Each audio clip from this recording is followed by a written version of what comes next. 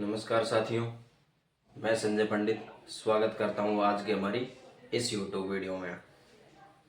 दोस्तों, मैं एक एस्ट्रोलॉजर हूं और एक वास्तु विशेषज्ञ हूं, इसलिए मैं आप लोगों को आज एक वास्तु की सबसे बढ़िया और एक यूनिक टिप्स एंड ट्रिक्स देने वाला। जो हमारे घर का साउथ वेस्ट जो कोना होता है वो हमारा राहु का होता है, और उस कोने से राहु की एनर्जी यदि डिस्टर्ब हो जाए तो हमारे घर में पितृ दोष बनता है।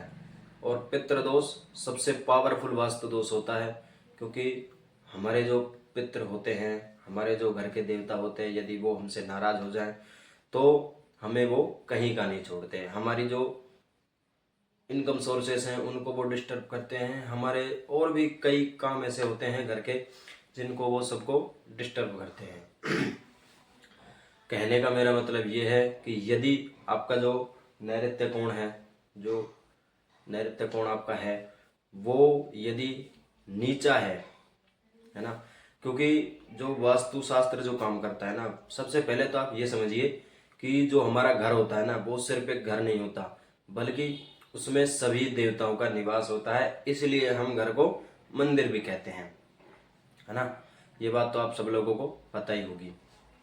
दूसरी बात यह है कि यदि किसी भी देवता की या किसी भी दिशा की एनर्जी जब डिस्टर्ब हो जाती है, वो एनर्जी किसी दूसरे उसमें चली जाती है, तो एनर्जी डिस्टर्ब होने के बाद हमारा संतुलन बिगड़ जाता है, हमारे इनकम सोर्स का संतुलन बिगड़ जाता है, हमारे जो दिमाग है वो काम करना बंद कर देता है, घर में गृह कलेश बढ़ जाते हैं, और कई ऐसे कारण होते हैं जिनसे हमारे घर की वृद्धि रुक जाती है। तो आज मैं आप लोगों को बताने वाला हूं कि इन परेशानियों से कैसे छुटकारा पाएं। तो दोस्तों, पूरी वीडियो अंत तक देखिएगा।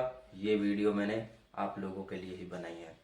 तो आज मैं बात करने वाला हूँ साउथ वेस्ट कोने के बारे में, जिसमें राहु की एनर्जी होती है। जो यदि डिस्टर्ब हो जाए तो हमारे घर में पितृदोष होता है। पितृदोष सबसे बड़ा वास्तु दोष होता है, इस बात को आप ध्यान रखिएगा। क्योंकि वास्तु जो है ना वो मतलब एक व्यक्ति के लिए काम नहीं करता, पूरे घर में जितने भी लोग रहते हैं उन सब के लिए वो काम करता है। घर में जितनी भी गतिविधियां होती है, घर में जितने भी काम होते हैं, उन सब में वास्तु दोष काम आता है, उन सब में वास्तु का विचार किया जाता है। तो यदि पितृदोष हो घर में तो सबसे पहले तो आपको अपने नैऋत्य कोण को देखना चाहिए। यदि वो पूरे घर में अगर निचला हिस्सा है तो आप उसको ऊपर उठवाइए जहाँ तक संभव हो। यदि नहीं हो सकता तो फिर आपको पितरों की चौकी बनानी पड़ेगी, वास्तु मंडल बनाना पड़ेगा, और वास्तु की पूजन करवाना पड़ेगा, और वास्तु शांति करवानी पड़ेगी, गृह शांति करवानी पड़ेगी। तभी आप लोगों का जो पितृदोष और वास्तु दोष समाप्त होगा। क्योंकि जब तक वास्तु दोष रहता है तब तक हमारा जो माइंड है वो काम नहीं करता, ना ही हमारा मन लगता है किसी भी काम को करने में। हमारी जो शरीर की एनर्जी होती है वो भी ज़्यादातर कहीं ना कहीं डिस्टर्ब रहती है। और कहते हैं यदि हमारा मन अशांत हो तो हमारा कहीं भी काम करने का मन नहीं लगता। इसलिए यदि आप लोगों के घर में नैऋत्य कोण दबा हुआ है उसको ऊपर उठवाने की कोशिश करें। और सबसे ऊंचा कोना नैऋत्य का होना चाहिए, क्योंकि उसमें राहु की एनर्जी होती है, हमारे पितरों का वास होता है उस कोने में। और उस कोने में कभी भी आपको भारी भरकम चीज़ें नहीं रखनी है, स्टोर रूम आपको कभी नहीं बनाना है। क्योंकि कोई भी आप हल्का सामान रख सकते हो, लेकिन भारी सामान आपको कभी नहीं रखना है उसमें। जैसे कि घर का जो बड़ा बक्सा होता है वो हो गया, या तो नाज की टंकी हो गई, मतलब बहुत सारी ऐसी चीज़ें होती है जो हमारे स्टोर रूम में रखी जाती हैं। वो चीज़ें हमको उस कोने में नहीं रखनी है।